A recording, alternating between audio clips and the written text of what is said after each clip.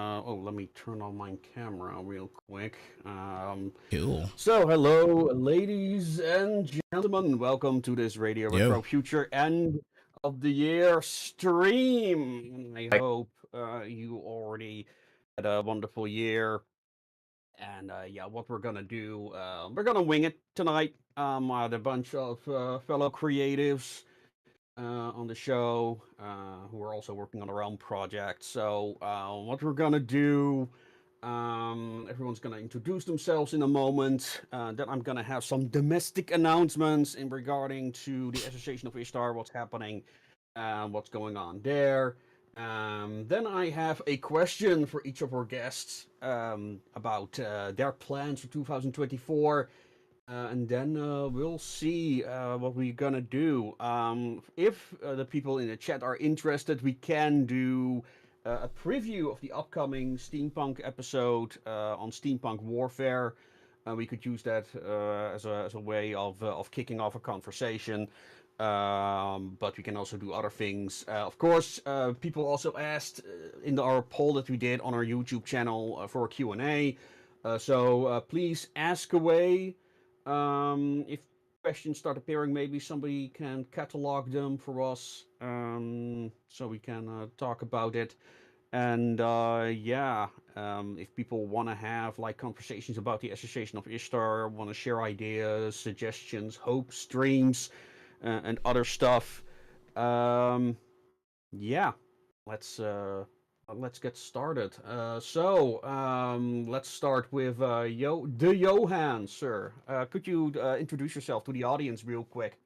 Right, hello, my name is Johan. I normally do only drawing streams and play video games at Sunday and Saturday. I'm currently working on projects for a visual novel, and I'm also working on my own drawings. So I'm always switching between them. So it's either working on a visual novel one week, and then the other week it's gonna be the other subject. Right now, I'm working on a thumbnail on one of the thumbnails. I'm working on a New Year's gift card, and I'm also working on the visual novel, the wholesome story of awesomeness, which is a nice slice of life visual novel, which is then fully drawn and fully edited, and everything is actually made by me. So that's what I wanted to do. It's a All right, really fun thing to challenge myself with. understood. All right, Kaine. Yes, sir. Kaine Walker is my pen name, and what I'm working on is actually dark fantasy. Though when I discovered what I was going to write, I thought I had invented it. It's actually a pretty funny story. I was 2 years late to this thing called Dreadpunk, which was actually discovered at DragonCon in the year 2018. And well, I think it was a year. I was a year late. So in 2019, I got the idea to do cosmic horror stories in the Victorian setting. But turns out that was an idea that somebody had already taken and named it Dreadpunk. So that's what I do. You could easily call it dark fantasy, but either way, what I'm working on is a story about a family that's been afflicted with a curse, and the reason why is because their ancestor basically caused it, and they basically made it their life's mission to correct the mistakes of their past ancestor. And basically for 2024, that's what I'm going to be working on. I also have a community that I run where I try to help people finish their own stories, become better at writing craft and things like that. And pretty soon I'll have a website to try and attract people to that community and help pretty much anyone that wants to become a better writer and creator in their own right. So yeah, that's what I do. All right, Miskatonic. I guess I'm the odd man out here. I tend to be more of a advisory role, I guess we could say. I've Yeah. been a member of the Steampunk Beginner's Guide and Association of Ishtar. I do some research occasionally for Bonsard or others and help with some proofreading. My own creative works have been on hiatus, but for 2024, I'm looking at repairing up this Underwood typewriter a friend of mine gifted to me. start getting back into book arts in both a fine art sense and a narrative sense, creating an artifact object out of a book with stories. All right. Let's see who's next in the row. Yeah, Mr. HA will not be spoken. TA Maps. You can unmute yourself. Alrighty, hello everyone. My name is TA. You can call me Theodore. Um, I see myself as a how do I say it? Part-time gamer, hobbyist, uh, hobbyist artist, and full-time 9 to 5 employee. um, yeah, I'm trying to wing this introduction. My mic was actually muted because, and if you hear anything, it's because some of the people here started New Year's with fireworks a bit early today, like with an, a day earlier.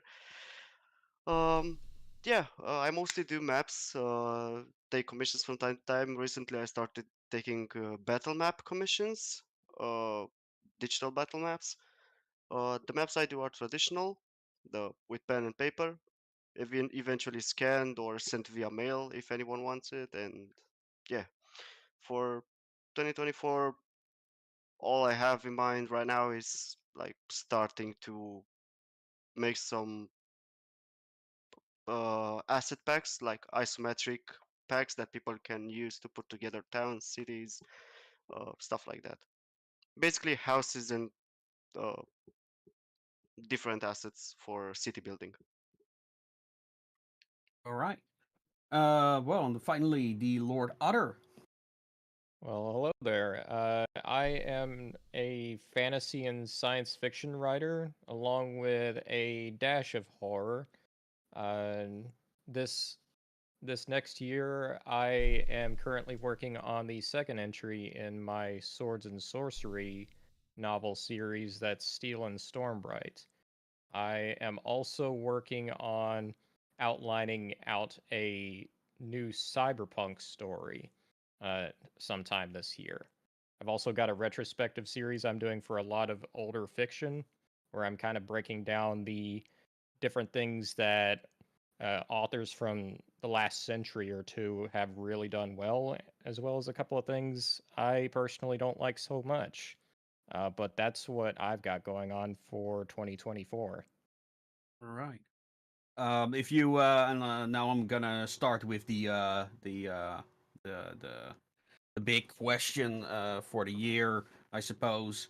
What is going to be the theme, your theme of 2024 creatively? Hmm. I would have to say it is going to be probably leaning a bit more into horror this time, this coming year. I've got several projects I'm working on that have a bit of a horror undertone to them. All right. Any particular skills you're going to work on? Hmm. I am trying to get more into the YouTube shtick a bit more, expanding my channel and everything. I am also trying to see. I'm really trying to see how much I can go into science fiction. I'm really trying to stretch my legs there, see how far I can go. All right. Well, let's go back to the Johan then. Same question. Same question, everything. All right. Yeah. Well, I think my theme of this next year is gonna be, of course, the story of wholesomeness. I'm currently working on chapter 2 of it, which has, of course, the theme of that there is a lawsuit going on with a scientist that actually got himself fired from a company after setting fire to its own research lab. The main reason why is because he got divorced, mainly because his wife left him, and he got very bad, he was very bad at it, at taking it. So he took it out on his company. And yeah, that lawsuit is gonna be a very fun one to go around with because it has actually a devil advocate in it, and it introduces the main bad guy of the whole story. which is Madame Mouvier, which is actually a fashion designer who takes over the whole scientist company, mainly for her own gains to search for crystals, which is quite cool. All right. Good luck. Good luck. Yeah, Kaine. thanks. Oh, were you done? Or Yeah, I wanted to say thank you. okay, you're all right. Same question for you, Mr. Kaine Walker. Could you repeat that for me one more time? The question. Oh, well, what is 2024 gonna be about for you creatively? Creatively speaking, what 2024 is going to be about for me is actually finishing my work, because I've been lucky enough to come across some mentors that have pretty much sharpened my skills to the point of where most of my issues are more developmental than technical. So that's really going to be it as far as what I'm looking for creatively, outside of what I plan on doing for other people. But as far as what I'm doing right now with writing, it's just going to be actually finishing something. that's the biggest thing that's going to happen for me next year or 2024. Yeah. I know that pain. All right. I do too. Good luck. Ms. Katanik, how about you? You any particular plans other than what you have already mentioned? I'm not sure if he's there right now, if he's AFK. So that brings us to TA sorry about that. again. Oh, there he is. I had myself muted so I didn't accidentally talk over anyone. But now, Okay. kind of the theme I'm looking at is the environment and process of creation of something. So going from the very basis of what is the environment you're making it in, controlling the space you're in, basically building myself my own, I guess you could say, Wunderkammer, to begin the process of work, looking at using a typewriter, using very historic or traditional materials to go forward and not only build a story, but create an art piece out of that story in one. Mm-hmm. All right, interesting. Keep us posted. How is the room going that you were working on? Well, we're renting right now. I've gotten the gallery wall mostly up, so I've got a salon-style gallery wall. I have a tapestry up. Still working on getting the bookshelves to Awesome. look more aesthetically pleasing. Nice. But as we look into purchasing property, it'll be a whole nother matter of Yeah. what it is that I have to work with. Mm-hmm. Mm-hmm. Yeah, staying consistent is key with projects. Agreed, skunks. Well, and then we go to Mr. HA. Do you want to really participate in the stream as well? As you kind of stuck around. I'm fine with that, but just so we know for sure. Well, I would be glad to join if you would have me. Okay, okay. Do you have any plans creatively for 2024? Well, absolutely. I'm a game developer and a web designer, and my work has been delayed for 2 years, as I'm sure you're aware. And I know. yeah, and future seems bright currently, and I'm hoping that in this year I will be able to grow and learn as much as possible. I actually have made a game. I immediately lost it, but I think it was good. It was called Blizzard Simulator. It was a game where you are a Blizzard employer and you have to steal milk. Yeah, but unfortunately, I lost the game because of my corrupted hard drive. Oh, that sucks. Always make backup, folks. Always just have a SD card where you put your stuff on. That's what I do. I cannot Have at stress least this one enough. external for sure. I always double save stuff. If you ever look at it, it's like, yeah, I always have make sure that I save it twice, mainly because I had it once corrupted on a live stream. Was not fun to fixing that. Was not fun at all. Nope. And just Nope. coming from my Nope. perspective as a digital archivist, always go with a solid state. Don't go for the spinning disk, cheaper hard drives. And if you can, find some form of third storage, either a cloud solution or just a second backup device. Yeah, Skunk's Workshop. I've got 2 externals. Yeah, I'm sure you do. All right. Yeah, but And I'm not too hurt by the loss because it was just a fun project I was just working on. all about the journey. Good. Good. That's important to realize, especially for aspiring writers, because many of them want to be the next J.J.R. Martin with the first book they ever write. So yeah, That's a hard accomplishment. Not gonna lie. yeah, but I've seen many such. I met many such writers. So, I'm just yeah. happy once I'm Anyway, finished. Theodore, what are your ambitions, your goals for 2024? Yeah, well, first of all, I'd want to add to the previous subject, the one with the always back up your stuff.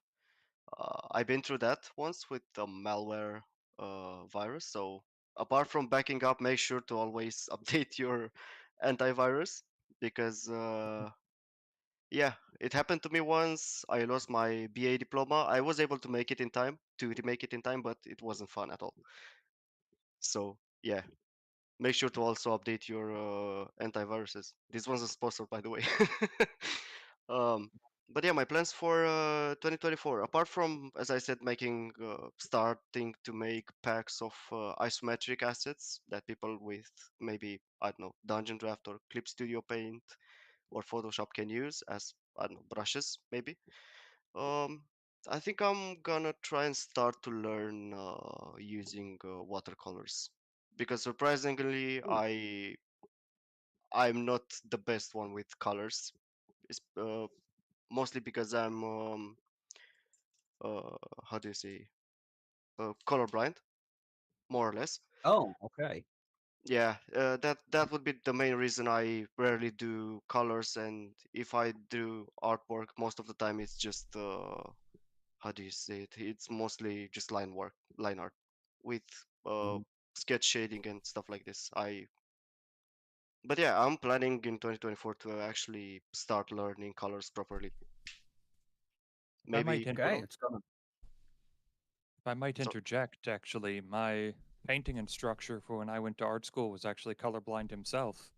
And his Wow. trick was he would only use one half of the color wheel at once. You can't make a brown or a muddy color if you only use half the color wheel. Okay. Okay. Yeah, I never heard about that one, but sounds interesting. I might actually give it a try the first time I actually start using watercolors. No. It's a creative solution. It is, yeah, it is. I mean, I'm not that colorblind, as I said.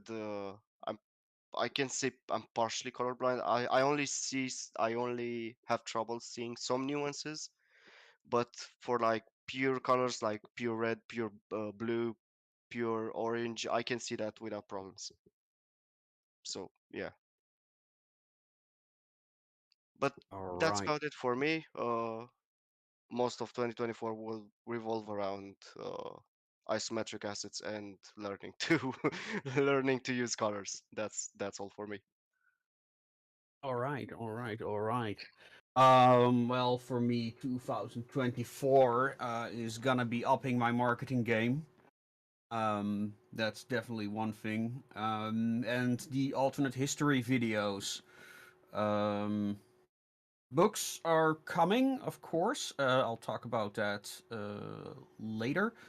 But yeah, marketing is gonna be one of the things that I wanna do. There is this free course on the internet by David Graham, I think his name is, if I pronounce that correctly. It's one of those weird names. But he has this wonderful free course on marketing that I intend to follow. A matter of fact, that's why my next book, Enwin, which is currently in the background of the stream, is going to launch on January 4th.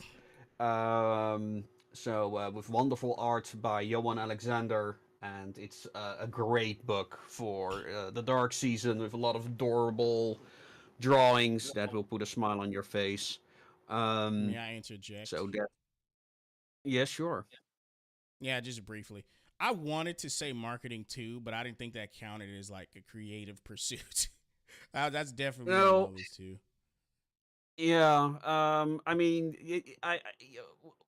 that's the Yeah. nasty thing, right? Because yeah, it's not. Well, it depends, right? Because you've got to be creative about Yeah. marketing as well. And There is an element of when I creativity to it.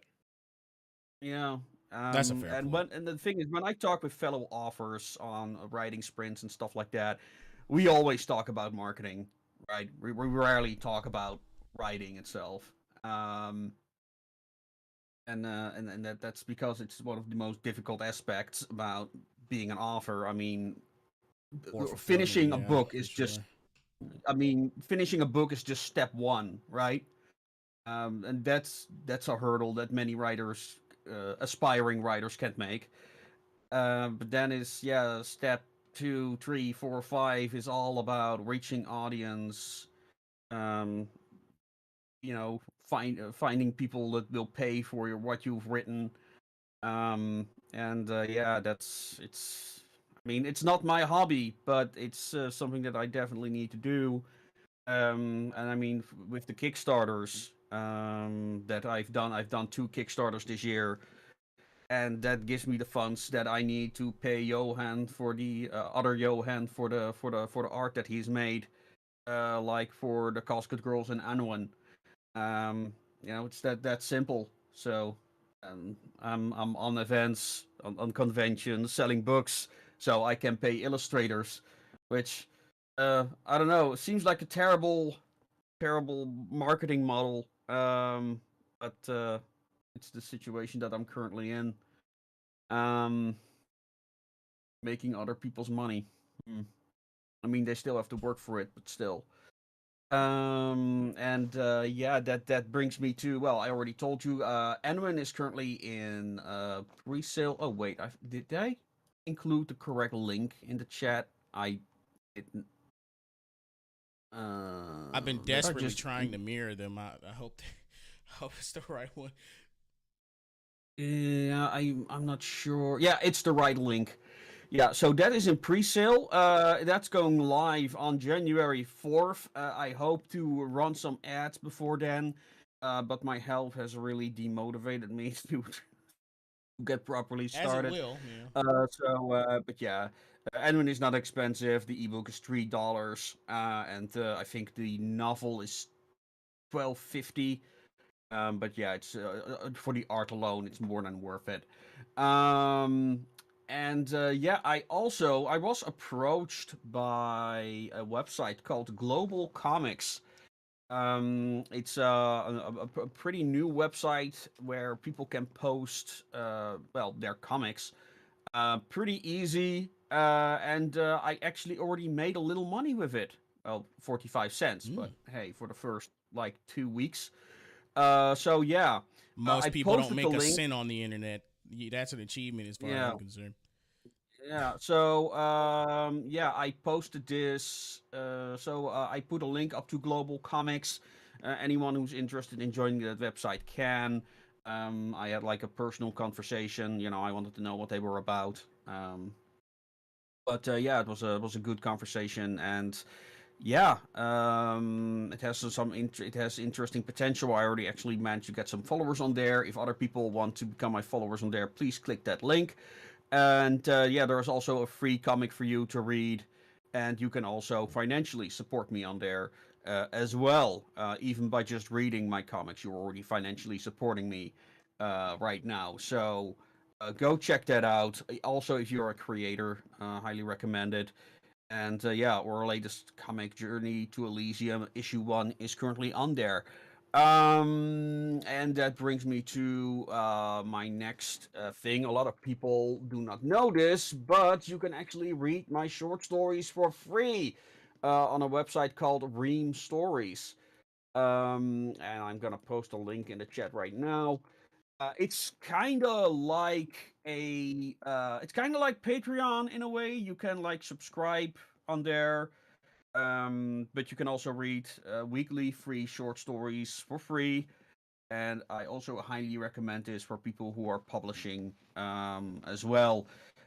People who become a member on there also get access to all our ebooks. And one of the fun things, Miss Katonic, you've tried several of the reading functions of Ream Stories, right? Yes, I've been using that. I honestly am preferring it over Patreon or the other options out there. It's much more designed with the end user of the reader in mind. Your interface is much easier to go between the stories. You're not having to jump through a bunch of things, and you can jump between your various subscriptions rather easily. So yeah, highly recommended. Also, again for creators to check that out. And I just got a new newsletter. They're gonna be early next year. Audiobook should be on there as well. So Very excited then for that. Bound, yeah, so Bound for the Sticks will be available there. I'm currently working on the Wrench in the Machine. It's been delayed because of my health. But yeah, that will be on there as well. Probably I'll be able to publish a new chapter each week. Um, for anyone who subscribes on me there. And again, there's also free content on there. So please become a follower if you're not already. So that is Ream. I already talked about Enwin. I talked about Global Comics. And yeah, for the people who want to support me directly, we also have a store on Gumroad where you can buy ebooks and physical books from me. I might have some exclusive content on there as well, like the special editions of our comic and also the STL files of our miniatures, like our bookends and the characters of Bound for the Sticks and the Wrench in the Machine. So you can get those for just a couple of dollars for your own printing enjoyment. Let me include that in the chat. And I guess that kind of brings me to my next announcement. I already announced the Casket Girls. The book is almost done. Some people are the cover is all the line work is done. I'm showing that on screen real quick right now. Um, yeah, I'm not sure how much art I'm gonna include in this one, because what I want to do, I want to take this in March, April to Kickstarter, and based on the income from that, I'm gonna include more illustrations on there, because Enwin was very expensive relative to the amount of content we created for that, but we really wanted to do that. But yeah, I'm also trying to save up money for issue 2 of Journey to Elysium. But we've got some amazing military steampunk artwork for it. That brings me to what I wanted to say is that I'm gonna commission a STL of the robots for that. So that's gonna be on the Kickstarter for an impression. I'm gonna import the image of that robot real quick. Again, art by Johan. It looks amazing. I'm really proud on how it's working out. And he's also making some illustrations for our upcoming video on steampunk warfare as well. So I think I'm done shilling now. More books are also in production. So yeah, I think that's enough for today. Um, so for my plans, publishing wise, is going to be Animan is now in pre-sale. Then the Casket Girls is nearly done, so that will be April, March, and finally issue number 2 of Journey to Elysium. Meanwhile, I'm also working on another military steampunk side story called The Knights of Avalon. And yeah, I think that will be enough for a year for now. So yeah, I also want to try and do bi-monthly art contests. So maybe I might offer books up as a prize. I don't know. I'm open to suggestions. What you think are fair conditions for that? But yeah, I want to do more community stuff. But you know, it's kind of hard when you're a one-person team. So yeah, but that's another ambition that I have, and I think the theme of the first contest is going to be cyberpunk in the past, which is my definition of the steampunk genre, and I think they'll look very cool in videos. So yeah, um, anyone anything to add? Suggestions, plans? Do you have any plans for community engagement or activities? Right now, not really, but I would say if you want to go for if you want to go for art contests, you can always, I think, what is a good price for such things? Yeah, maybe a free copy of a book, or stuff that is linked towards your own channel would actually also be a very nice price. Like fully 3D model, a fully 3D model printed from Adwin, or things like that. Little nice little gifts that actually would consider to be fun to show off anyway. Because if I would be a fan of tabletop, which I'm very of, I would really like to have one of those machine models. They would look so dope, and because they are very easy to use for any kind of tabletop, it's actually Yeah, quite I nice to think so have. too. I think the CB can be like printed at any size. Yeah, So exactly. You could go for micro versions or big versions. mhm. Yeah, I'm considering like maybe I'm gonna make a physical copy available. But the problem with the 3D printing is like I don't 3D print myself. Um, Now because this is a massive slab of resin, it's probably not gonna be very vulnerable. Depends. If you wanted to, if you make it hollow from the inside, it actually is very easy and very cheap to print. It all depends upon how much you're going to be using. If you make the product Well, into the thing is, when I approach a printer to do it, they want like what's the word in English, like a pre-printing amount, you know. So either I need yes. somebody who says, well, I'm just gonna print a print per model and I have a fixed price, or I have to hope that I am selling enough during the Kickstarter that I actually make a profit, and that's the problem. Like with the STL files, it's very easy to make a profit because there is no expenditure on my side, and then people can print them at any size that they want, which I kind of prefer anyway because when I print my models at Warhammer scale, which is the also the scale that D&D uses, Yes. I don't know. I just think it's too small, especially in relation to the amount of detail that YMX has put into it. Now that's not going to be much of a problem with the CB, but I also considering commissioning the pilots. But that's an investment of $500 there.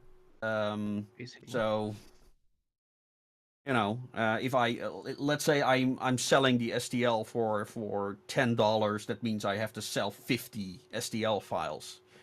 But then Now maybe again, that STL files are actually much more easier to sell than the model itself. yeah, that is absolutely true. That's why I Well, of prefer the course, I STL mean, files. we've seen the success of websites like Hero Forge, which are all about Exactly. you can get an STL and print it yourself, or you can pay, in my opinion, for them exorbitant costs to get it printed. Hmm. Yeah, that's the thing. So I think I'm gonna stick to the STLs. And it's a lot cheaper with sending as well, and people can do whatever they want with it. I mean, these days everyone knows somebody who can print, and otherwise there are plenty of services on the internet that can get it printed for you. So Oh, definitely. My favorite ones are actually just nearby in Eindhoven, so It's actually quite easy to go to. Oh, in Arnhem there was also many of them. Yeah. Yeah. And they do it actually for quite cheap, you know. $25 is not a lot. These days, no. No. Not these days. Back in the day it was, but now, nah. Yeah. So yeah, that was the shilling segment. In other fun news, this is more for the long term, but I found somebody who can make Enwin dolls. So I ordered a prototype and Enwin keychains, fluffy, cute little keychains. Those are not that expensive. The dolls are of course another matter. But I'm gonna stick with the prototype for now, and next year I might do a kind of like Enwin omnibus, meaning that I hope to have a new issue of Enwin done by next year. I already started drafting the plot. It's gonna be a bit darker than the first one, because it's about Enwin, becoming her own character, finding her own place in the world. So I'm kind of struggling with the question like, can I make it dark or should I keep it adorable and cute? So yeah, I'm gonna need to consult with the readers on that, what they'd like. But it's gonna be in arcology, for the people who enjoyed Bound for the Sticks. Yeah, so that's one of my creative decisions that I'm confronting at the moment. Yeah. So I think that's enough from me at the moment. Kaine, you said you had some articles you wanted to share. Oh yeah, I have some right now that I keep in a group chat because I talk about these topics sometimes. Dun-dun-dun. So I have an article detailing the recent changes with Twitch. If you were interested in that. Well, I can bring it I up. don't use Twitch outside of. I mean, unless other people are interested in Twitch. It was a very fun thing that happened, but Yeah, it was It's been about a the pretty, sexual content policy of Twitch. I can give you that article if you want to go over it and read through it. It was pretty funny. It blew up pretty quickly. Yeah. it went Or could really you give us ridiculous. the digest of it? Yeah, so Twitch relaxed their sexual content policy. I don't know how long they did it, but it felt like less than 24 hours. Maybe it was something like about a week. a day. It was a day. I figured. Yeah, it was like. Yeah, so they relax. Go ahead. My bad. it was a day, and then suddenly the art section became not very child friendly anymore. Exactly. Oh man. And then they released the statement saying they're rolling back all of the artistic nudity changes. No shit. Oh, man. Yeah, right. Like no one would abuse that. Like, come on, they had to see this coming. It's like all those furry artists. Oh boy, they went nuts. Oh, that sounds like a God, rabbit hole we should avoid. Exactly. I'm always under the impression that Twitch is just another form of OnlyFans. Well, Basically, it became still canned is. soda. It still is. Twitch is not anything that it was before. It went pretty downhill pretty fast. These years. There was also the Right. Insomniac leaks that happened too. If anyone cares about True. that. Oh, what was that about? I heard something about that. What was it again? Yeah, so Insomniac was hacked and they released major spoilers for the newest Wolverine game, as well as the release dates they had planned for their next 5 projects. And honestly, I don't think anyone should be excited, or you should be indifferent in my opinion, because Insomniac, with their creative decisions they've been making, is just not It's not gonna be worthwhile anyway. Wasn't it not with the Wolverine part where they were like, you know what? You know what Wolverine needs? Mad kits. Yeah. Wolverine needs some healing mad kits as healing items. Definitely. Not even the worst part. The combat you would expect for a Wolverine game. Okay, I'm gonna go ahead and say this. There was leaked footage of gameplay. Oh it boy. It did not look like you would think a Wolverine game should look. I would say they made it. Go ahead. I would say go for a little bit of gore, you know? Just good There's none. old-fashioned Arkham Knight combat, you know? Something like that, and then just beat the living shit out of people, but I guess not. He hits them with these steak knives coming out of his knuckles, and it's like he's slapping them. Oh no. Come on! There's no battle damage. There's hardly any blood. There's no gory finishers. The combat is stiff. Like it, I don't know what they were thinking. It was like they wanted it to play like God of War, the new ones, not the old ones. Oh boy. I don't know what they were thinking. But then it's just a knockoff version, because if you want to play a game that is actually, if you want to play a game that's actually good, go play Shadow of War. You know, it had its loot boxes removed. It has good combat. It has gory combat, and you can beat up orcs all day long. It's great. I would play that if they gave that combat system to the Wolverine game. That would actually fit. That would fit pretty well. Yes, exactly. With Nemesis and all that stuff, that would be great. Well, I think this brings up an interesting Sabretooth. question. Awesome. A real quick interjection. Folks, I put up a little poll in the chat, so let me know. Ones or twos, please. But I think this does bring up an interesting point to talk on here, is managing some of your audience expectations, and how do you meet those without starting to deviate from your own aim with the creative work, whether it be art or writing. I think I have a great answer for this too. Go ahead. Oh. I think if you write a story, for instance, you know, when I say I'm working on a visual novel about a magical girl story, all right, well, it is gonna have those things in it. Of course, I'm gonna make sure that everybody can follow it. I'm not gonna be using big words or long words that make the whole damn thing seem like an encyclopedia. I'm just gonna make it fun to read and nice little slice of life. And I think if you just set your own expectations as the viewer's expectations, you will get far. If I could reply to that briefly, I'll be brief so someone else can talk. But the thing is, with this in particular, Wolverine is a character that's been around for a long time, and he's been in numerous video games. So they should be familiar with the aspects of his play styles that people would be looking for if they've explored other games, which they most likely have, considering gamers don't just play one video game, right? So the key to appeasing your audience, especially when it's a pre-established property, is not fixing what isn't broken. Like, the best example of Wolverine's gameplay, in my opinion, would likely be the Marvel vs. Capcom series. You could take that and put it in basically anything, and you know, tweak it a bit to fit the style, you know, add some gore or whatever.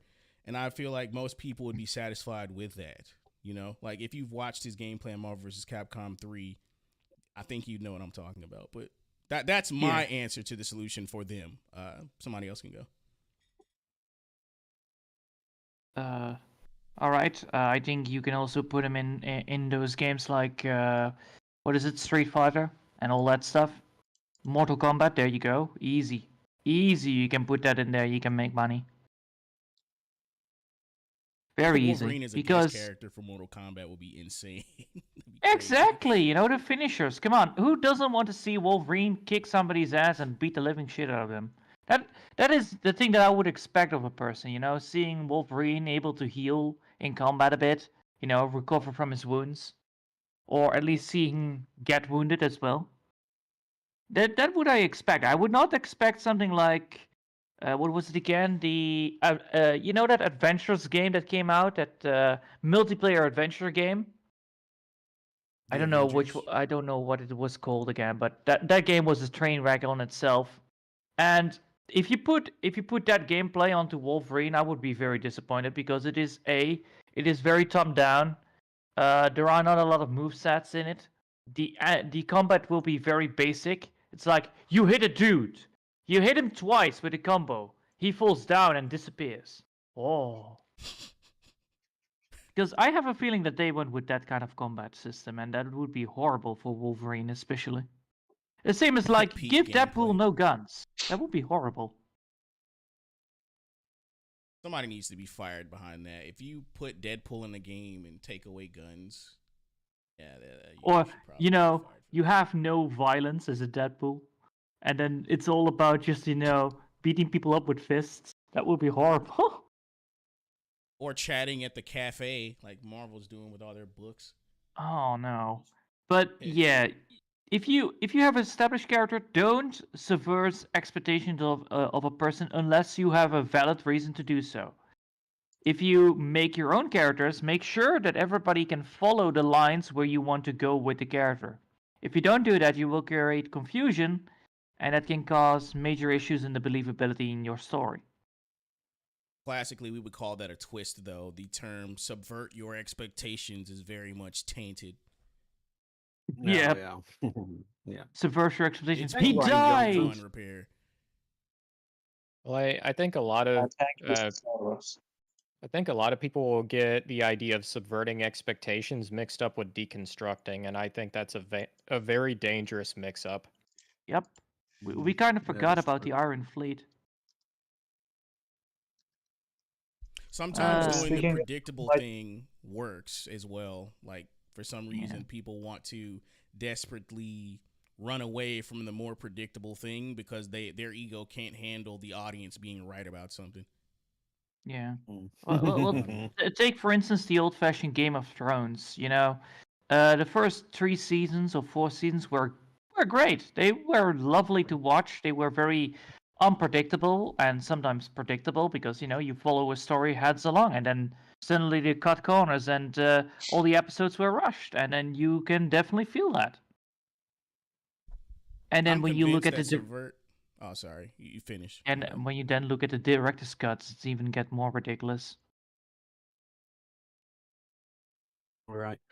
Folks, I just did a quick poll in the chat if I should run a preview of the upcoming video.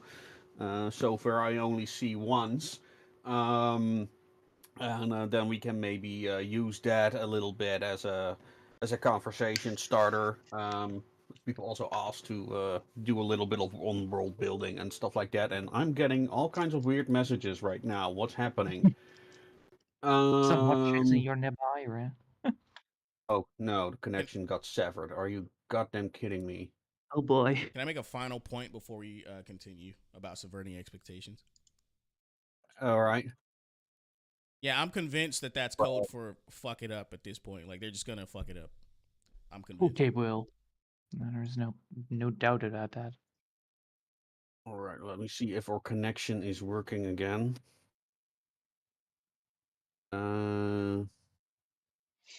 It should be. Let's see. What just happened? And in theory, I don't necessarily have a problem with subverting expectations or even Not as a even concept, deconstruction no. certain instances. The problem is it's oversaturated, and the care in which it's used has kind of been abandoned. So with the word over-exaggerated, fucking hell, blech, English. That word that you just said, do you mean like using it way too much, right? Yeah, so well, it's overused, and it's almost affected the overall standard and expectations when you're writing fiction or creating something. One sec, guys. One sec. Bonzart, the stream on your Yeah. end went down. Yeah, I know. I'm trying to fix it right now. Oh, I got you. But I'm not sure if it's going to let me. So did YouTube put it out, or I don't know. Like I said, I all of a sudden got all kind. I think my window Windows crashed or something. I am boy. trying. My fix it. stream's still going. If you want, I can mute the audio while you fix this. Okay. Just take intermission or something. Yeah. Let me see. I think I need to restart my software. I might have to restart my computer. What the happened?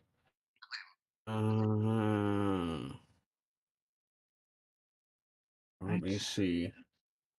Would that not also immediately shut down the whole damn stream because you're going to be shutting down your PC then as well? Therefore, technically the stream will be ended. Well, I mean, the stream is already ended. Oh, oof. So I'm trying to get things started again. I'll do it out of courtesy.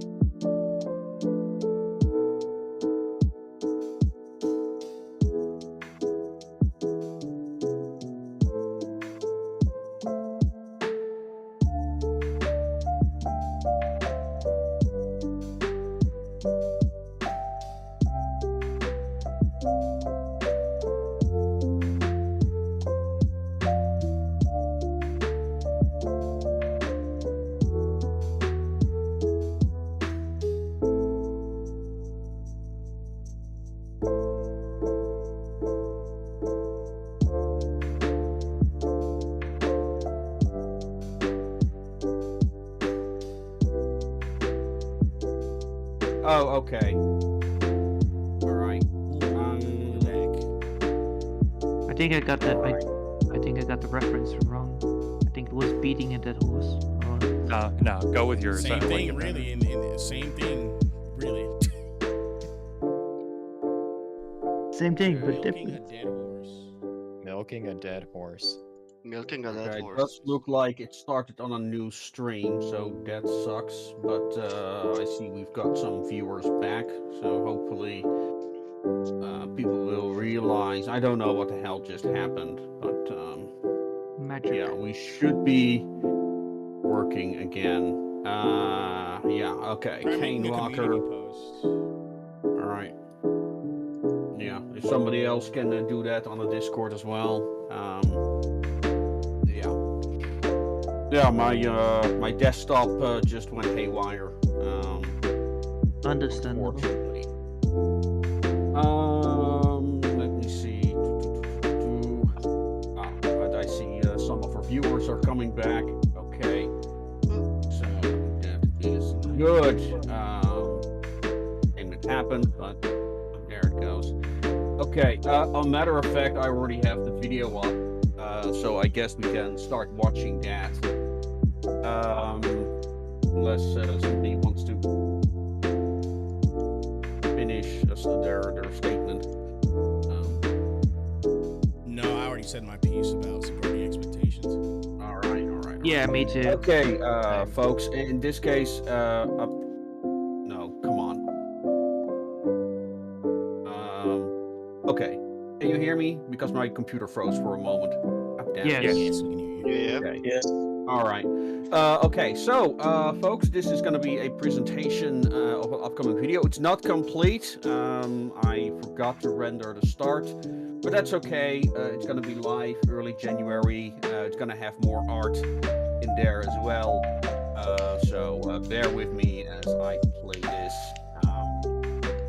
And yeah, hopefully it will be a conversation starter.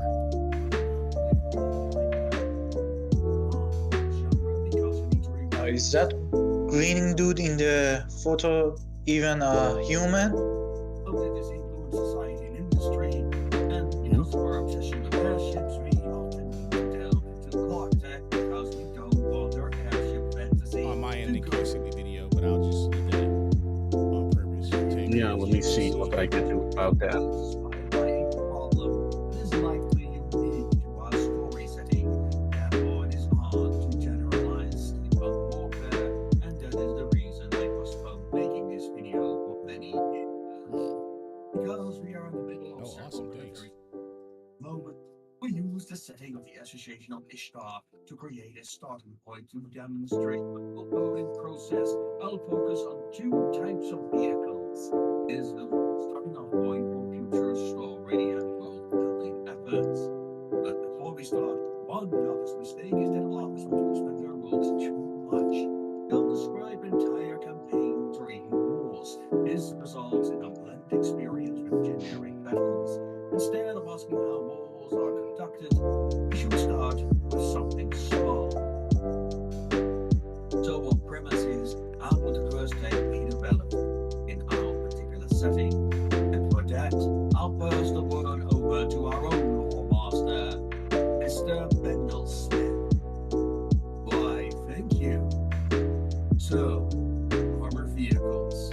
Let's start with a short summary of our own history so we can compare and contrast. It's 1915.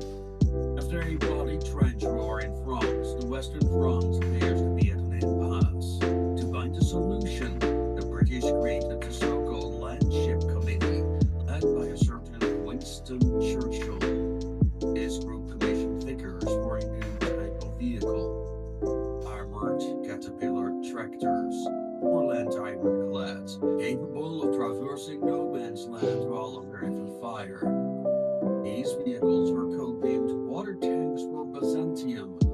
What this committee developed would become known as the Vickers Mark I water tank, hence the name. To break the stalemate, this machine was designed to be long enough to cross trenches while offering protection to the infantry, a mobile bunker with machine guns, and more cannons. The sponsors were on the side because of the enemy infantry hiding in the trenches.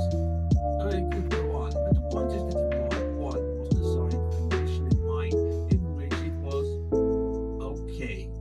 It was a new type of machine that had a lot of criticism from the get-go. Atop the 8-man crew stuffed like sardines into a hot box, it had many mechanical problems. It was slow, heavy, and barely powerful enough to cross the muddy fields of Verdun. These were all valid objections, but the Allied command was desperate to break the stalemate as the bodies piled up and the soldiers' morale was sinking into a literal swamp.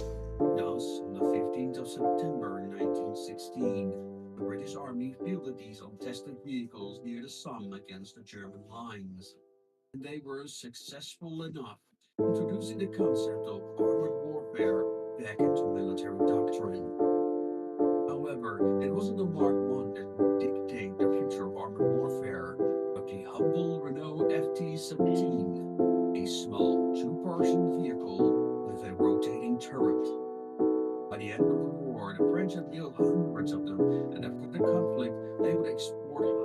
once more across the world. Over the next century, the tank concept will be tested throughout two world wars, the Cold War and the present.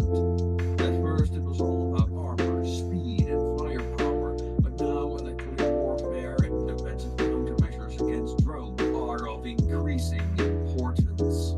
But what if the first tank would be deployed in the 19th century?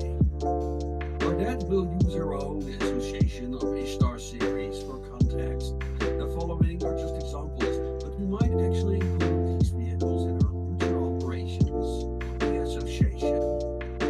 First, we need to make the origins of the tank concept. This would already leads us to the first issue, because tanks would probably not be called tanks for the reasons stated above, but armored tractors or some variant of that. Second, the Association of Ishtar takes place in an alternate timeline during which, from the 1800s onward, portals to other timelines keep opening up. These rift anomalies are mostly harmless, but some lead to futuristic worlds that could impregnate engineers, generals, etc., with ideas for concepts far ahead of their time. In this setting, technological know-how is applied through reverse engineering. It kinda goes like this. An operator comes back from a futuristic world with something as simple as an encyclopedia from a local library. Eggheads look at it, start developing a machine with the available technology, and build the vehicle ready for trials. This is likely how they happen to come across the tank designs. Here to challenge. Having studied histories of such concepts of the world, very likely they'll develop something akin to the Vickers Mark I because they already know the general shape tanks will take. This is kind of a shame, because that implies they would skip the multi-turreted tank designs and other unlikely contraptions engineers would have dealt with without success. So, people speculating what the first tank would have looked like. When designing anything, there needs to be a problem. That would be an issue with any transcendent technology. After all, nobody asked for this machine. Thus, you need the leadership that need any form of armored vehicle. So, here's the six-step program on presenting a vehicle design. One, define the problem. In case of the First World War, it was trench warfare. Two, gather facts and make assumptions. Well, these would be details such as muddy underground, trenches, no man's land, barbed wire, etc. Then define the desired resulting criteria. This would be any outcome resulting in their party winning the war. Three, develop solutions. Case of a tank, it would be lots of armor and tracks. Step four, analyze and compare. Well, this is the hard part. You gotta weigh the pros and cons, like being invulnerable to being very slow. What would be viable alternatives compared to set solution? How they work in offensive and defensive situations? What would the support options be? Infantry, artillery, etc. And what would happen if you concentrate them versus dispersing them across a larger area? And of course, six, implement the solution, aka deploy them on the battlefield and hope for the best. Now, assuming we are in a post-Napoleon world, let's say the 1880s, what could the tank be used for? Let's take the Second Taiping Rebellion of 1880. The Taiping were a quasi-Christian sect that carved out their kingdom out of the Chinese Empire. Now, wait, you say, were they gone by that point? Yes, but not in our timeline. No, I'm not getting into it. For the sake of argument, we're assuming the French, despite them being neutral in the conflict, had to protect their assets from the rebels who saw the French as heretics. The French had also developed an armored car by this point, meaning that it is tested technology. I chose this thing, the Charon Garrido Void, or CGV motor carriages. In this timeline, it was developed during the 1850s and made public in the 1870s. It's equipped with a 7mm Hotchkiss machine gun with a good speed of 15 kilometers per hour. one of the fastest military units on the field. Other nations, like the concept, swiftly placed their own orders for this motor carriage. In a short time, the CGV proved valuable for reconnaissance and cavalry support. However, the cavalry feared being outcompeted by these machines, leading to a slow expansion throughout the various militaries. Regardless, the CGB-71 made their way to the French outpost in China to patrol the existing roads and support units on foot. But when, in the early 1880s, new hostilities between the Taiping continued, the limitations of the CGB-71 as a frontline combatant became evident. Taiping snipers would kill the crew and steal various vehicles. They would armor the cabin so they wouldn't happen to them, but even those field modifications often proved insufficient. CGB would turn out a new armored variant with better everything. These were decent improvements, but they came at a price of mobility, which is a valuable asset to have in a guerrilla war. To make matters worse, the Taiping developed elephant guns to blow slugs through the armor. Thus, the CGB-81, although adequate with additional armored plating and sandbags, was deemed to be too vulnerable in a support or even offensive role. Especially during sieges, the CGB-81 could only provide scouting operations in the surrounding countryside, a task traditional cavalry could also perform. Thus, the CGB-81 became a vehicle in search of a mission apart from being an armored taxi for generals. What the expeditionary force needed was an armored vehicle that didn't rely on speed, but was impervious to small arms and could traverse the rice fields. Thus, these were provided with a new vehicle, an armored tractor. The FD-68 was designed and produced by one of France's most trusted companies. Peugeot was founded in 1803 as a manufacturer of metal strips, clockwork springs, and saw blades. Eventually, they started manufacturing bicycles. In the 1850s, they dipped their feet into making cars, but failed to compete in a competitive market in a country where the majority of the population lived in the countryside, far away from car shops. Instead, they focused on tracked vehicles for the export market to meet the increasing demand for farming equipment. In the 1860s, they were approached for a covert government project to construct tracked armored vehicles, something that Peugeot excelled at by this point. Still, it took them many years to construct a suspension and engine versatile enough. By 1865, the first prototypes rolled out. One of these was the FT-66, also known as the Krak, but that's a story for another time.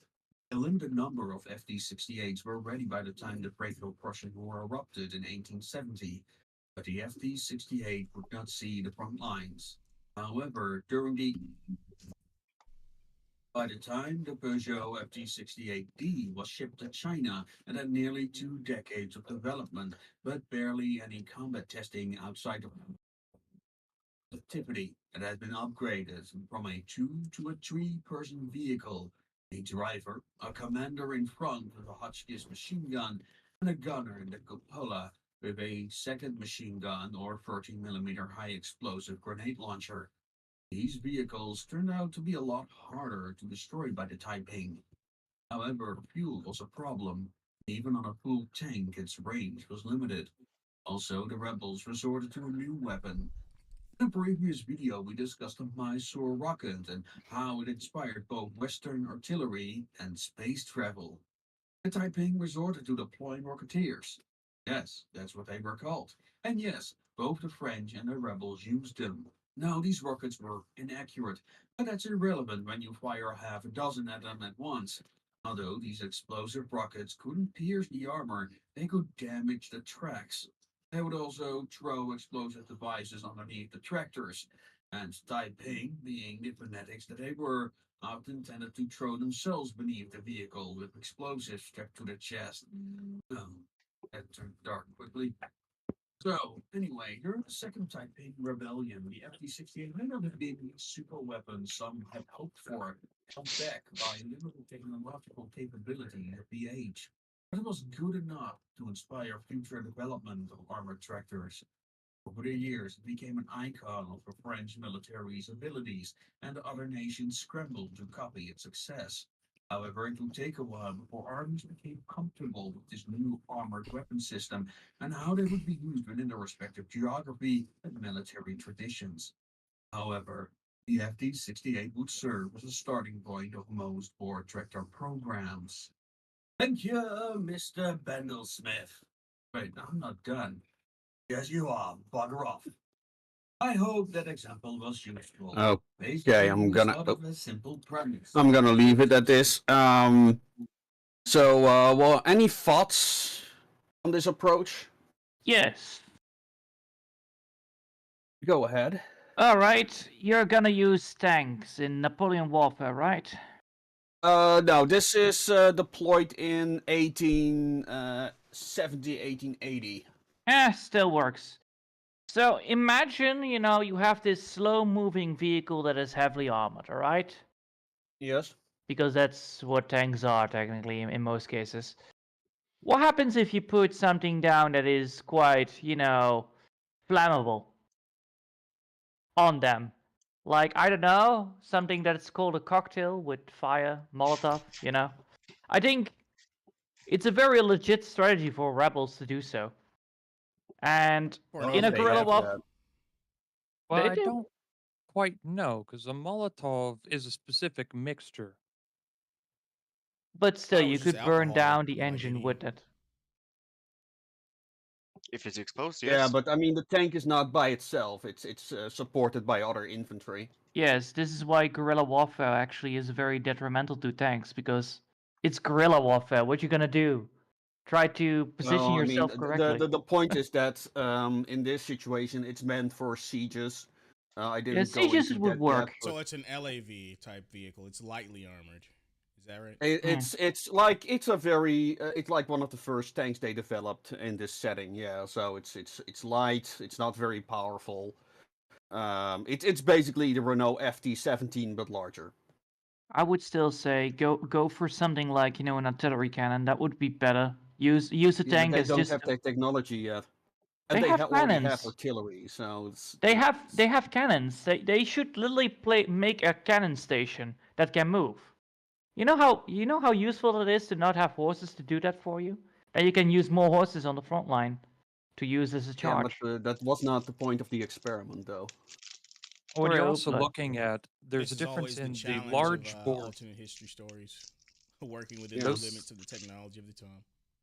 Well, yeah, those sorts of large bore cannons didn't really come out as much until World War One, and partly into World War One due to metallurgical. Carbide steel, or high carbon steel, wasn't created yet or even possible to create, and you need that kind of high carbon steel to have a bored barrel that can resist that level of explosion. But still, Yeah, moving. definitely. It would need to be very dense and durable in order to take the explosive power. And then it comes the down excessive to force. the other thing is fuel. We are talking at a time before Yeah, and these were deployed Rockefeller. in China. These were not deployed in Central Europe at this time. Then I would not deploy them at all, actually, because it's quite not very Yeah, but good. they needed it. I created the situation that they needed that vehicle to move through the countryside. That's the whole point. Well, it does bring up these interesting things because you look at like the prevalence of gasoline was not around yet, so Yeah. there was some fuel expenditures or some fuel Well, uses. in this situation they probably have gasoline. I mean, that's something they would have picked up from another world. Or diesel. Would it then not be better? Would it then not be better to make a tank that is actually, fuel efficient by making it clockwork instead of instead of gasoline dependent? Because if you make it like a clockwork where you can just spin it up and then move it that way, you only have Can to you spin give it up me an again. example of such an historical vehicle? I think there is a way to crank up a vehicle like the first cars. They were literally spring Yeah, started. they have a wind-up engine like this probably too. Yeah.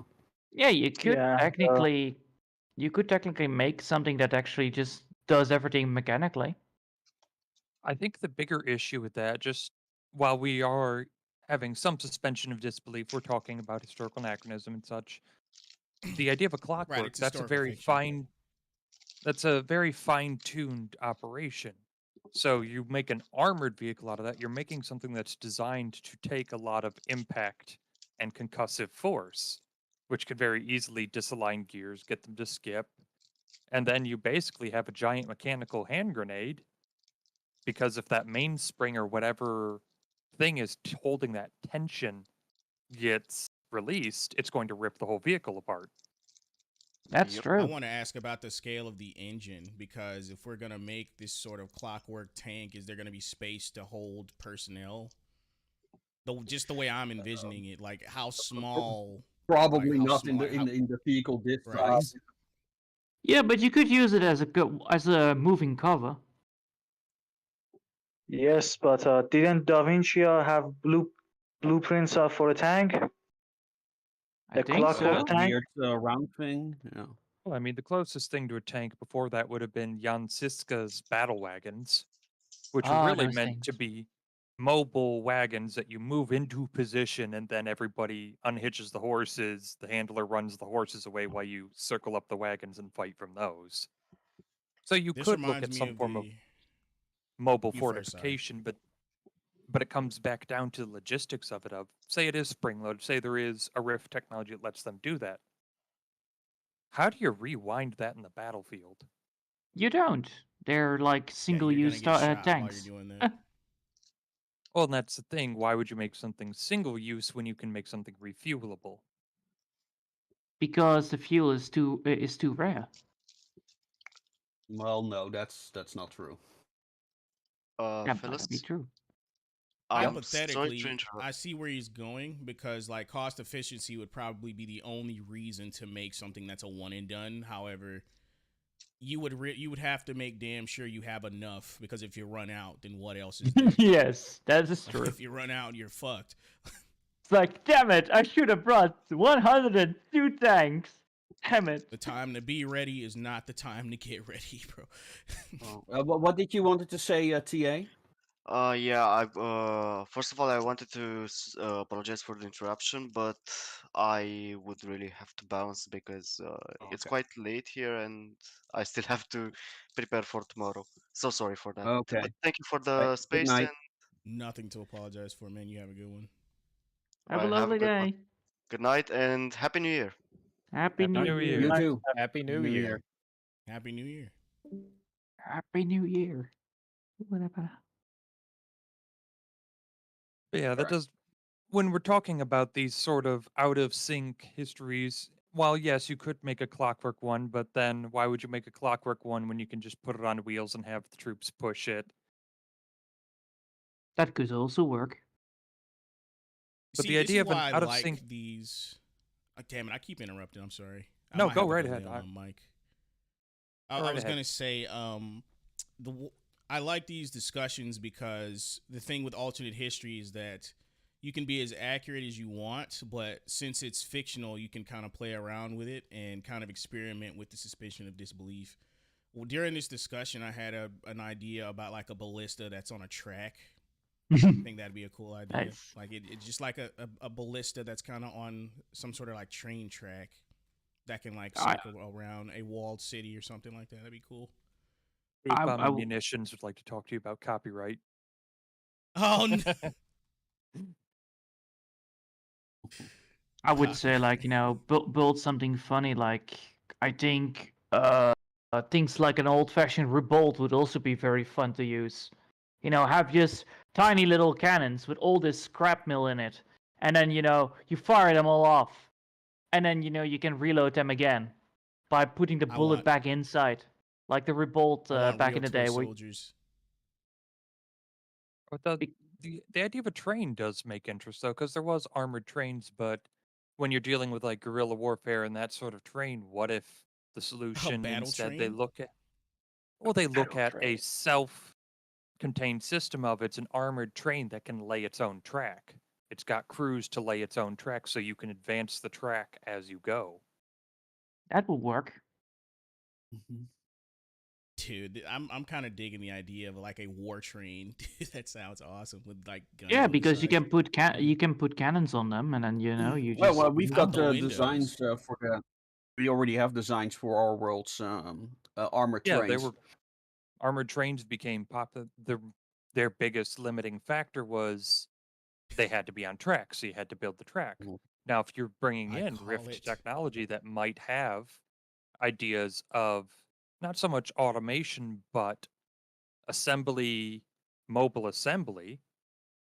Mhm. I mean, I would have to look because that's what the Russians did in the East. So, when yes, they they used a entered very similar Ukraine. tactic to the Union Yeah. in the American Civil War. The Confederacy was very good at destroying train tracks because they knew that was the Union supply line.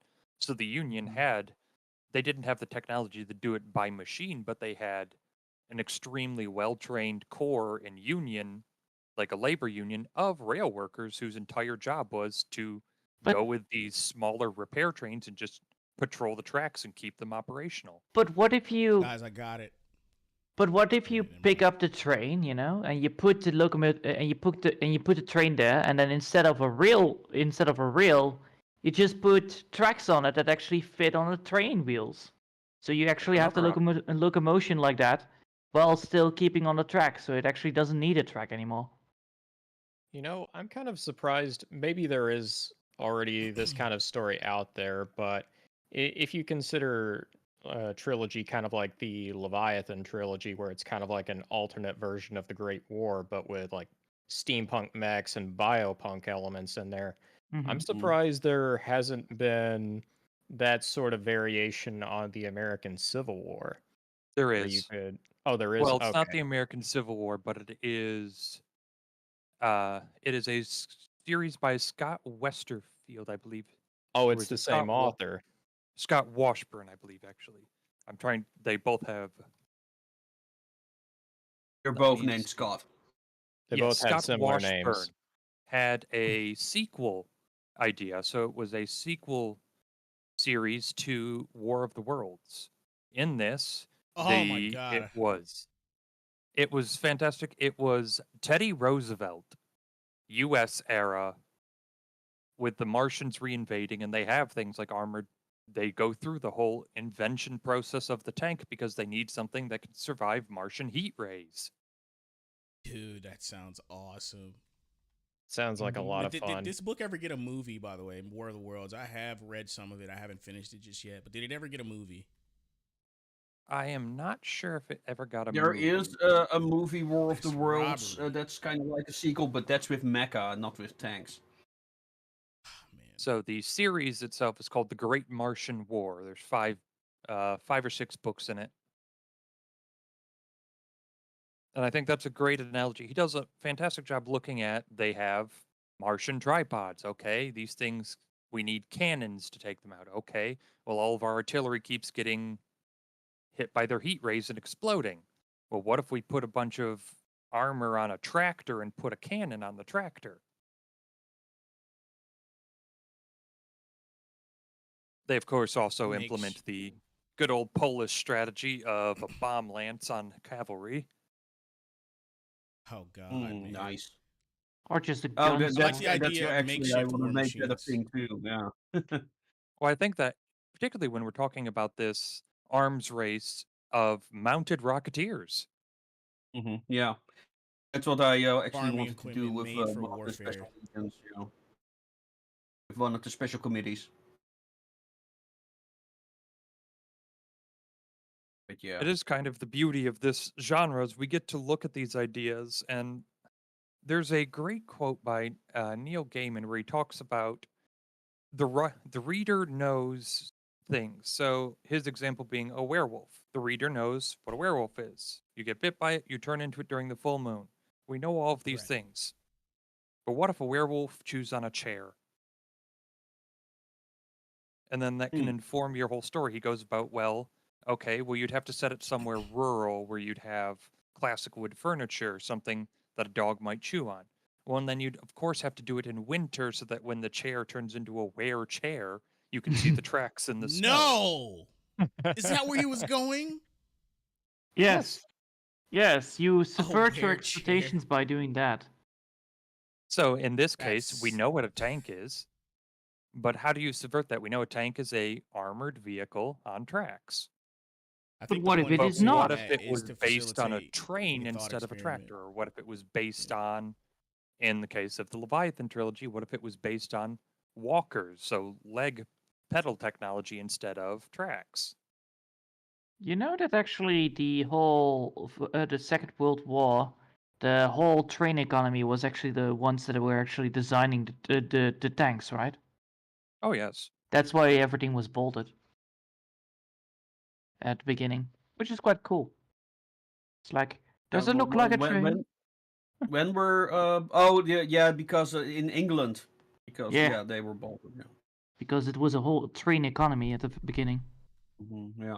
They had to adapt.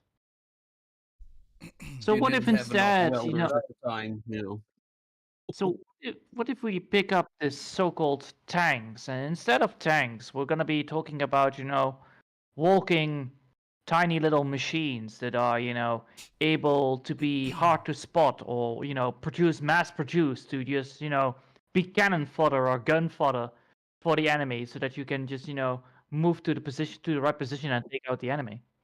You have these Nano little swarm machines, drones. son. Yeah, nano then you could- machines. Well, if that were the case, you could just use the American Philippines. The Philippines campaign, World War II, the American troops were encountering similar issues of guerrilla fighting from the Japanese. They had to move heavy equipment through these jungles, and they couldn't develop a tracked vehicle that could do that. Indeed. So they went to some of the neighboring islands and hired all the elephants they could. Oh, that's a smart move. That's a big brain move right A there. war Well, an elephant. elephant. Well, not Yeah. war elephants, they were pack elephants, but take that a step further to the war elephant idea of there's a historical context of Carthage, and in some parts of the Indian subcontinent, we need to Oh, move around Alexander here. the Great had war elephants too, right? I forgot where he was from. I knew that India actually had. Macedonian. I know that India Yeah. actually put cannons on top of on top of the elephants. What if you Yes. modify the elephants in such a way Yeah. they become mechanical cyborgs? I was Yeah. gonna say armored, like War Machine or Iron Man, but that Yeah, too. basically, Cyborg big- elephants. Yes, exactly. With fiber blades that can cut through metal eventually. Fucking. Their trunks have lightsabers. Yeah. But again, it's an interesting thought experiment to just go through, okay, here's the problem. How do we solve that? In this case, we were talking on a tank. We wanted to examine how a tank would end up in this world. But what if it didn't have to be a tank? The problem is you need to transport something over rough terrain and keep it safe. The problem isn't we need to Yes. develop a vehicle that is armored and has tracks. You could also go for a horse and then just, build something similar to a horse. I think I mean, the first ideas for traversing terrain would likely come from animals because it's like one of the easiest, most practical examples of something overcoming an obstacle in a very natural way. Not everyone is a visionary. I think, it's a bit magical to be a person that's able to think up a concept and show proof of said concept essentially out of thin air. Okay. So the Well, approach of, adopting the techniques of animals is kind of cool. And what if we are taking it even more fun step and we make a big giant zeppelin out of it? Instead of a tank, you were gonna have like a moving fortress, a flying fortress. A flying fortress. Jesus. Yeah, there you go. That's even worse. That's even Right worse. up until to deal somebody with. gets the rockets out and you've got nowhere to bail. Yeah, but people didn't invent those A things flying yet. fortress. But in this situation, we are talking about that. We have the Rocketeers to think of. Yeah, exactly. Then you have like natural counters. That would actually be quite cool. Like, we have finally made ourselves the biggest machine ever. A big giant zeppelin. And then somebody's like, how many explosives do you need? Well, I have 10 with me, and if we use that and that and that, I think we are at 12, and this needs maybe 20? Yeah, maybe 20. Oh, dear. I think we might have completely derailed this conversation a bit, but Have we really? I think it's still in line with Yeah. the bigger picture of the conversation, even though it's different inventions and not just the tank itself and the original problem. Yeah, Also, it's because- good to be able to have thought exercises like this. New ideas are often generated by derailments, especially if we're brainstorming anyway. I think it was pretty insightful either way. Mm-hmm. Yeah, that kind of that brings me kind of to my last announcement. What I want to do this year on the community side of things is that I want to do the writing sprints. For those who don't know, we are actually working on a role-playing game inspired by the Association of Ishtar. It's done by Chalk Outline Games, a starting up a role-playing developer in New York.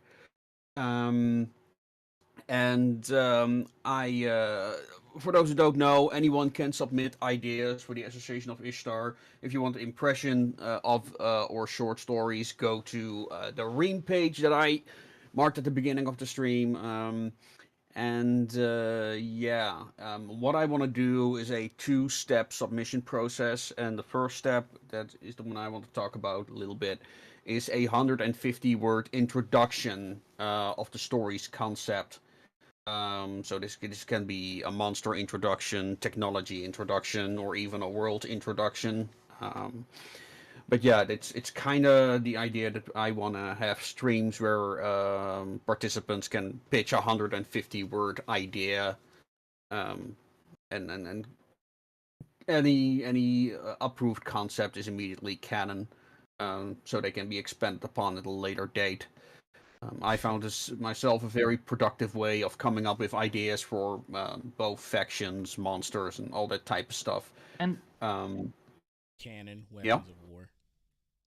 But Mhm. if you if alternate places get if you have like things like portals that people come out of to give fresh ideas to the world, wouldn't that not also be a very smart thing to have people that are actually specialized in on those special places like portal technology to see if you can make it your own to create new places or Yes, there are reverse engineering is one of the main topics, is one of the main themes. I'm currently working on a script of an organization called Raw. It flashed by in the video real quick in the redacted portions. But yeah, they try to manage like all the reverse engineer to regulate the reverse engineering that's going on so it doesn't go off the rails. It's also something that I delve deeper into in a book that I'm currently working on, The Knights of Avalon, where we get to see the corporate side of that process. So yeah, it's something that I'm exploring as we speak. Yeah, because I wrote myself like a little short story about a scientist who is literally analyzing our portal, and because he had problems with the portal, he comes to the conclusion there is more problems in the world that just is not explainable to him, because he comes back from one of the machines and is like, what the hell happened here? And eventually it turns out that there were more interventions in the world that caused more of a hiccup. While he already has been busy with the portal technology, he comes across another anomaly. Anomaly, right? Yeah, that's right. Anomaly. anomaly. Anomaly. There you go. He comes across another anomaly, and he's like, well, great. Even more work to deal with. And then eventually he figures out, like, yeah, this is apparently something else that I'm not supposed to be touching. I'm gonna throw this into the bin. All right, And job's this is why over. we have Let's mad take a drink. scientists. Mad scientists will come along and say no balls and then take over the project. Exactly. That's the whole point. He is a smart man from not touching this kind of shit, because he is already Sometimes too it's busy. it's not about being smart. It's about knowing. Yeah, it's like knowing when you're supposed to quit. because because you can. Should you? You know? no, that's the whole point of the whole damn thing, right? Yeah. Because I know Alright. for it. Oh, Yeah. Let's say we're already 2.5 hours in. So Ooh, I 2.5 wanna hours. like close the loop, so to speak. That's too close. Anyone any final thoughts on the This was topic? fun. Well, you're welcome. No Thank you. final thoughts. I'd like to, if you ever have any, how you say, I'm not foreign. Why did I say that? more structured discussions. I'd like to join for some of those, especially like the Oh yeah, brainstorming. sure. Yeah, yeah. Yeah, I think I think the 150 word pitch idea is good to start conversations like these. That's also one of the reasons that I want to do them. So maybe we can do some streams where people have like 20 minutes to formulate an idea, which is a good exercise for any writer anyway. Nope. And then we could like expand on those, perhaps. And also not just like the contents of the concept, but also the presentation of it. Because that's where the real world building happens, as far as I'm concerned. So yeah. What does anyone think of that idea? That That'd sounds be a like a fun good Sounds idea. good. Yeah, I think what would spice up the experience is having like a range of different ideas you could just like pull from a stack of like index cards. You know, they'd be kind of Yeah, I hard was thinking because you of. have to generate those.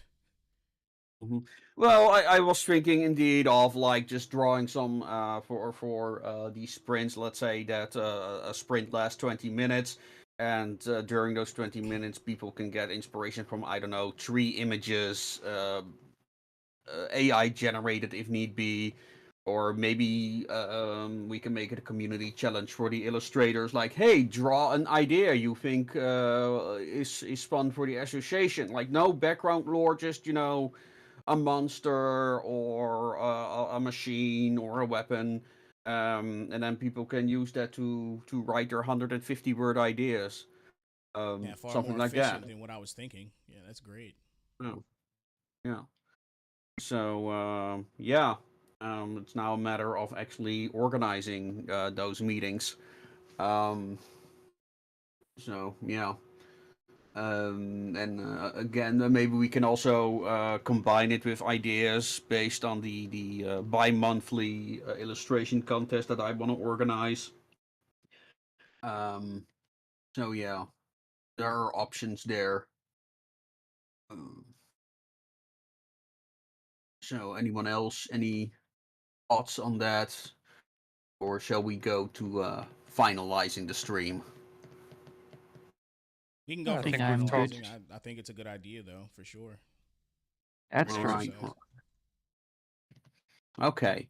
Well, folks, thank you for being here. I hope you're gonna have a very good and productive 2024. Again, if you enjoy what we do here, if you want to help me create more illustrations, especially for videos like that last one, we already included some original content, but I definitely could use a lot more. You can help me by either buying my books or supporting me on places like Ream or Global Comics. And with that, I think I'm gonna close the stream. Again, thank you everyone. Have a safe and wonderful 2024. And as always, make it your way. Good evening. Awesome. Okay, I ended.